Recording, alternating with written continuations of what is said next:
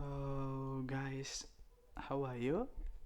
And how is your time in here? Because it has been a while since I came on the channel speaking about camera gear.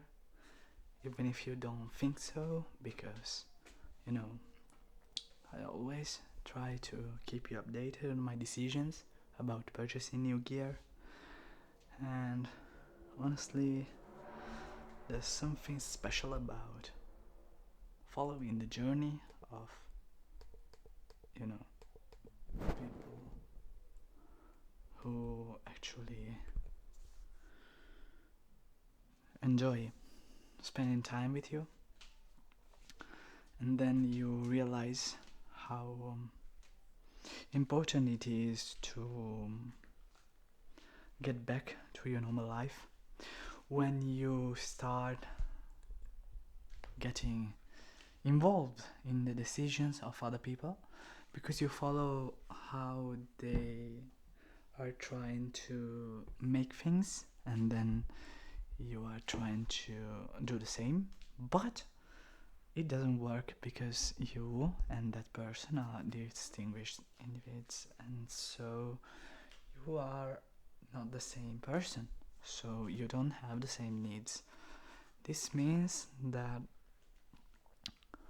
I was looking for the Lumix S52X, and I was really excited about the bitrate and about the stabilization, not about the autofocus.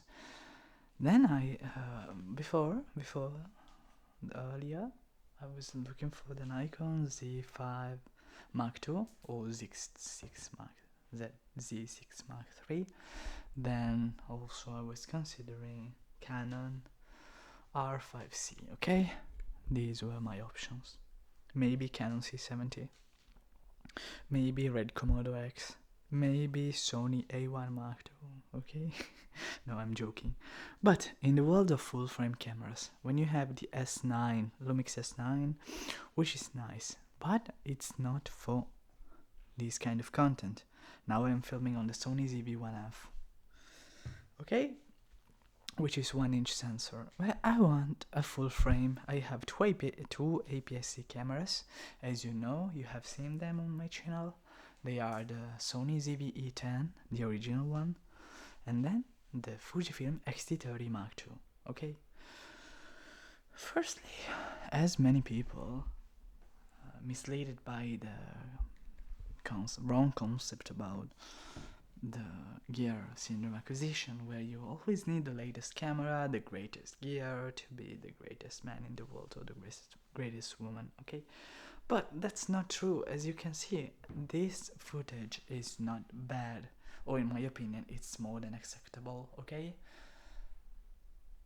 So, the full frame industry is full of cameras, interesting cameras and offering. You have the Sony ZV-E1, okay? Interesting for low lighting.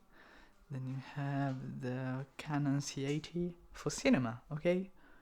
You have the Canon R8 or the Sony A7C II. But honestly, Lumix got my attention for the stabilization, because, for example, this is not stabilized, okay? This is not stabilized footage.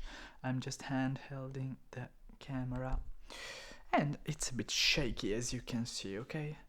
So I want something stable with IBIS full frame, and a great IBIS, something like Panasonic Lumix S5, S5 II X, S1 Mark II, S1 Mark II E, S1 R2.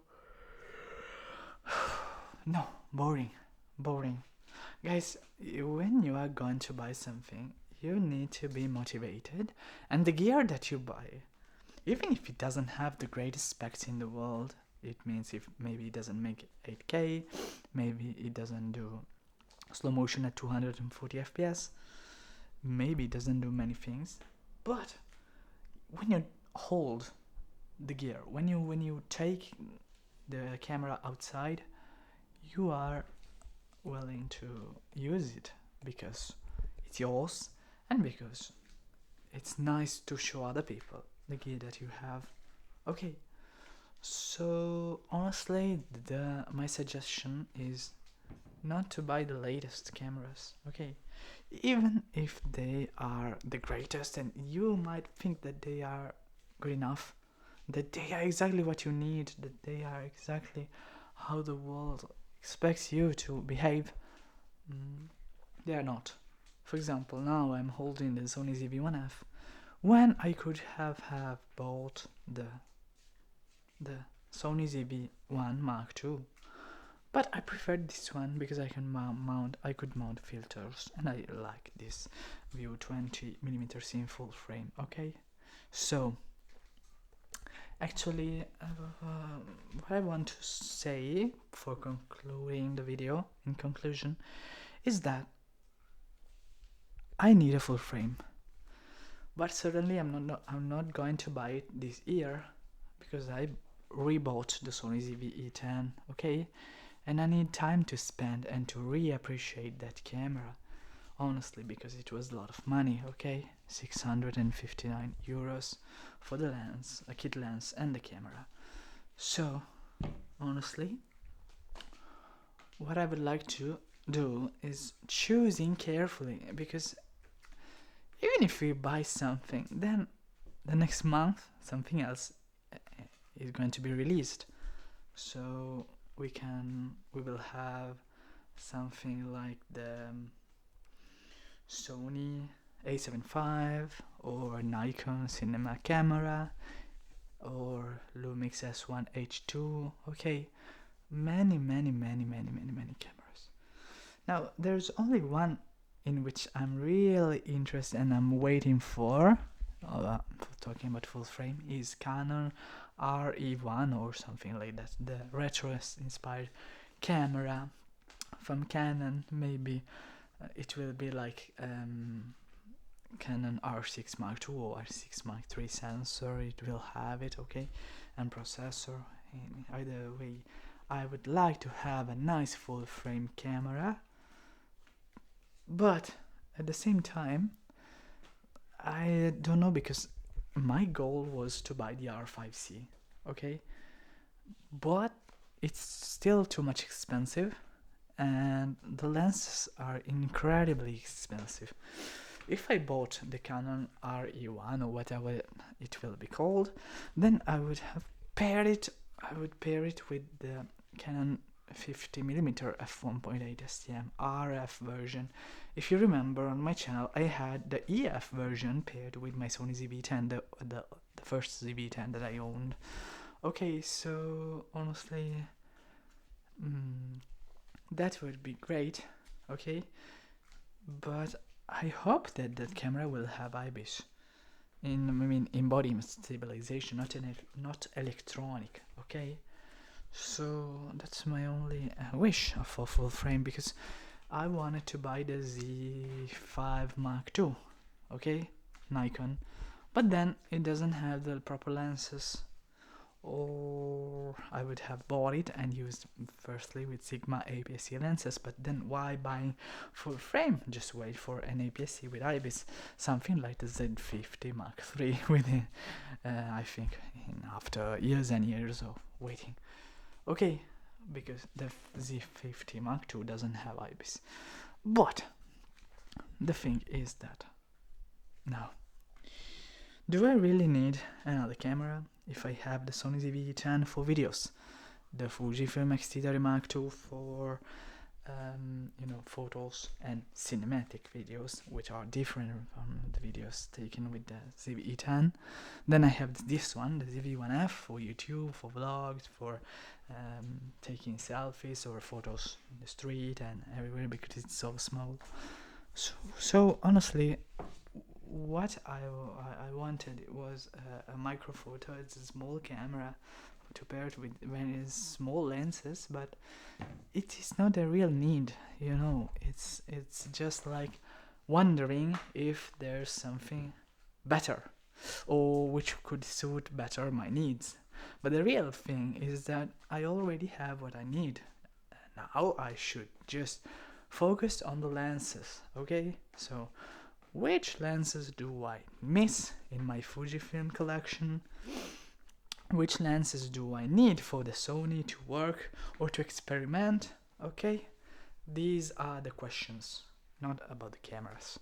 But at the same time, I still want to, because I'm very curious, it's not just a matter of having the gear, but it's like testing and comparing and understanding and relying, so adapting my shooting style and my expectations, adapting, basing on the style, not the style, the basing on the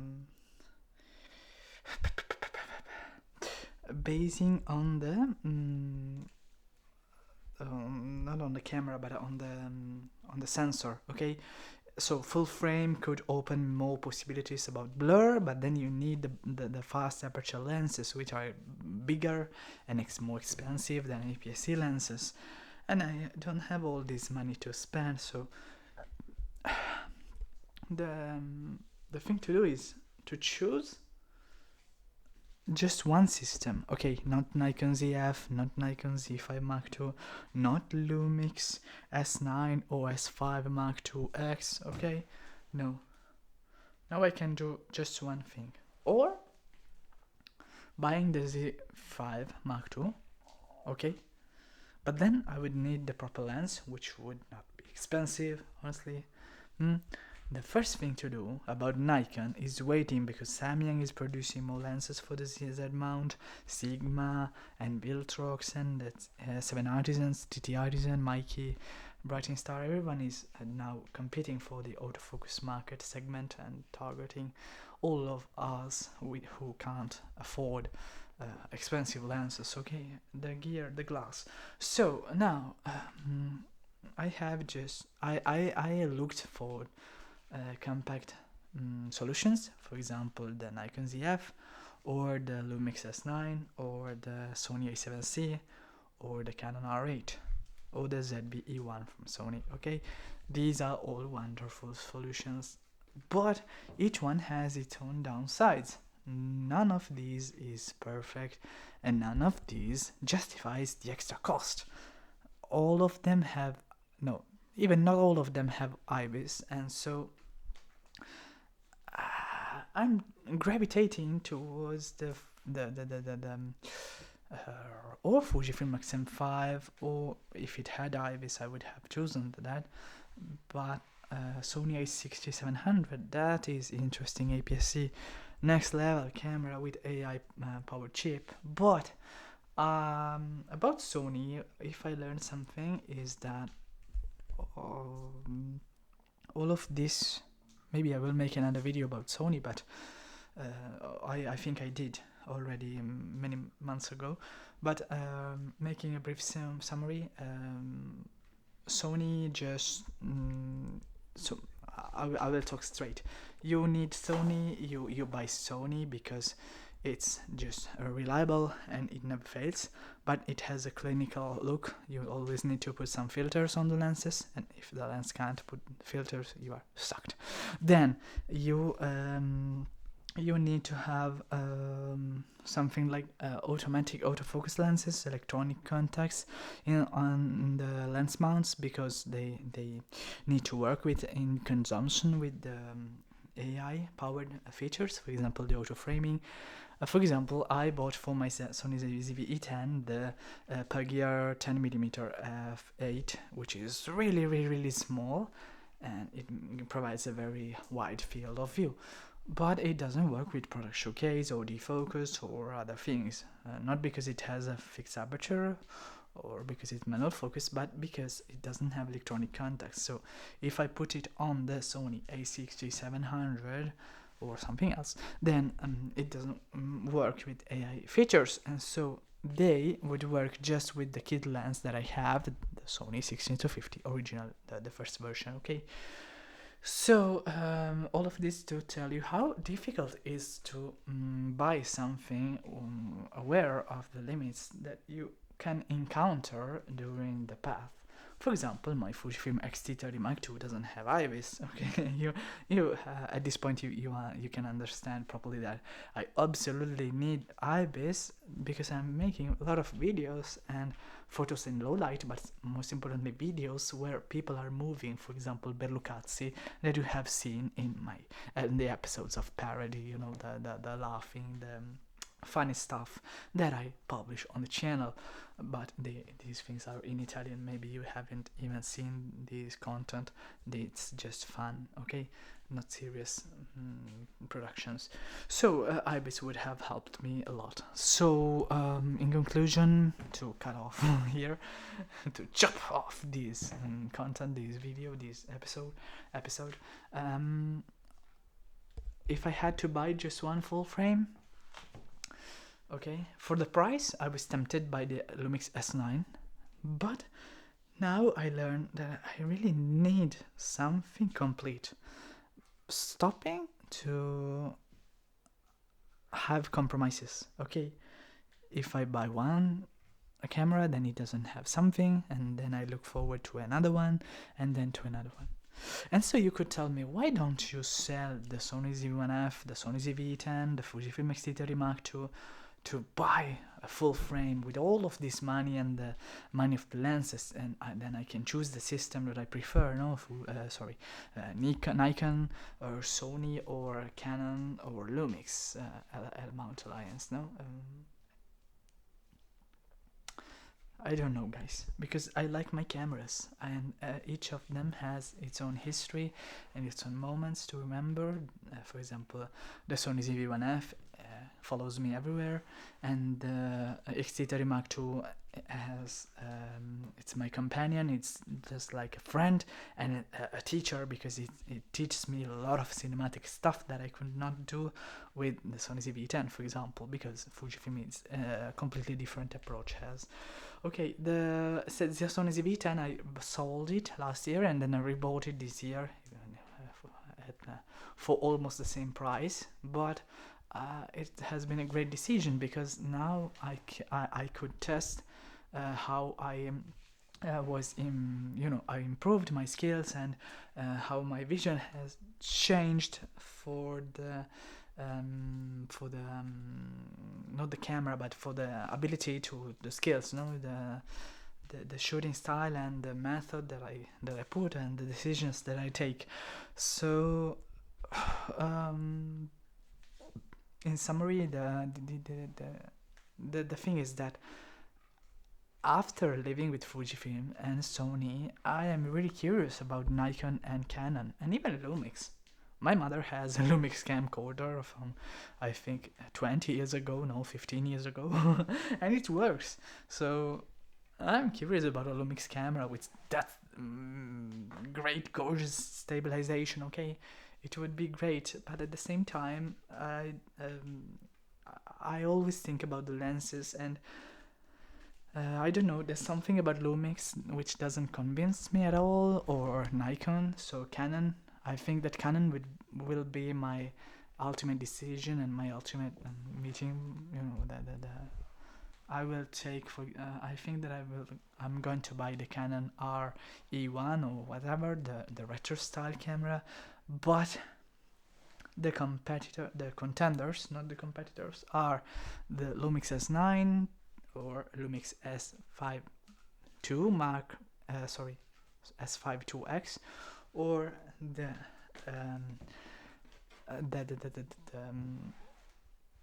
Nikon Z5 Mark II, or the ZF, okay, and or that's all. These three are the contenders of my decision. What else? Nothing else I could mention. The lenses, but it's not important in this moment. So I'm just afraid about the cost, because Canon lenses are really expensive, but I am not too interested and not curious about Lumix and Nikon lenses. I try to look around and to understand how they work, how they are, but I don't know, after some while it doesn't make me any longer curious about these systems. And I get back to Sony, but I understand that I don't want a Sony full frame. So I think that in the end, I'm talking about 5 years now from now, so in 2030, I think that I will have a Fujifilm medium format camera, another Fujifilm camera APS-C, a Micro Four Thirds camera from Olympus or Lumix, and a Sony APS-C camera, for example A6700, something like that, of that kind. Then Canon full frame camera one, Nikon.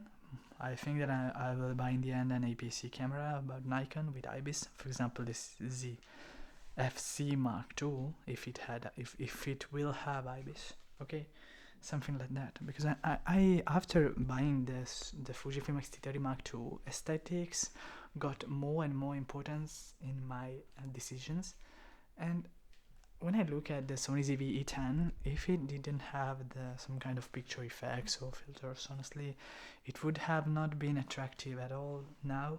Because one thing is to hold the Sony ZV-1F, because I need it, but another thing is to have the Sony ZV-E10 with the lenses. And honestly, the Fujifilm X-T30 Mark II provides me always more and more satisfaction and willing and joy to use it, okay, and I like it very much. The Sony ZV-E10 is an instrument, a tool in my hands. It's not a companion. And the Sony ZV-1F is part of my, like a third hand, like a third arm, like a spying kit, part of a spying kit. It's just something completely different from the others. It's a fixed point and shoot 1-inch sensor camera, as you know probably. Okay guys, so I wanted to make this this long video in English, and I hope that you liked it. I hope that it makes sense, but I still have doubts on the full frame camera to buy, because honestly, I want to know in the comments, because maybe you have more experience and maybe you know other people which had the same issue or the same questions. So I kindly ask you, because they cost, they are expensive, these cameras full frame. Please tell me about some combinations, some combo about lenses and cameras, or depending on the needs, in the comments below, because I have never had a full frame camera, okay? So I can build my knowledge only on other people's experience. For example, I see YouTube videos, I watch them, and I understand how they are reacting in the long term, not the enthusiasts when a camera is released, but in the long term. For example, the Z6 III after 1 year, or the Canon R5C compared with the R5 Mark II. These kind of videos catch my attention, okay? So honestly, tell me in the comments below if you have a full frame camera, what lenses you use, why you use them, and how this makes you feel. So are you happy about these cameras? Are you satisfied? Are they used for work or for fun, for cinematic stuff, for family? I don't know. Please tell me in the comments, because I'm in need of this kind of comparison, this kind of forum, how can we say in English, this kind of not comparison, this kind of talk with you, okay? We need to chat in the comments and to exchange opinions about this. It's important, because I'm not sure about which camera to buy for full frame, not this year, as I told you, next year or in the following years, but I need to know, because the Z5 Mark II or the Lumix S9 or the Canon RE1, for example, or something like that. All of these cameras have or will have their personality, but at the same time, their cost with the lenses. So that's the only thing that I ask you to tell me, why you bought something and how you feel about that, after months or after weeks or after days, okay? And that's all. Goodbye, my friends. Sorry if I was long and repetitive, but redundant, but it's a difficult decision. I could stay here speaking and for hours about the same thing without finding a solution. It's just time. Maybe I just need to wait. Okay? Goodbye.